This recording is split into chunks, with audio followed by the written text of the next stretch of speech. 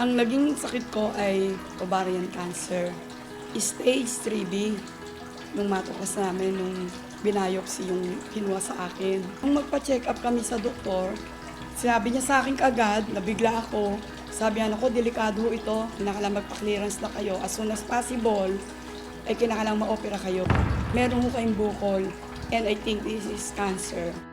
Nung in-schedule na ako, tinanggal yung aking myoma, bukol, at talagang major operation. Wala na akong gana, namamayat pa ako, may nararamdaman ako, lahat masakit ang katawan ko. Hanggang sa dumating nung January 10, hindi na ako makahinga, parang mamamatay na ako. Di sinugod ulit ako ng husband ko sa hospital. Sinabi agad na stage 3B. And as soon as possible, kinakalang makimo kayo. Frustrated na frustrated kami and depressed. Hanggang dumating yung brother ko. Dala na niya yung gamot, yung kay Carey, herbal. Sabi niya, itry mo kaya to. Kinabukasan, tinry ko yon. Tapos after that, sabi ko, parang umiigi yata pakaramdam ko.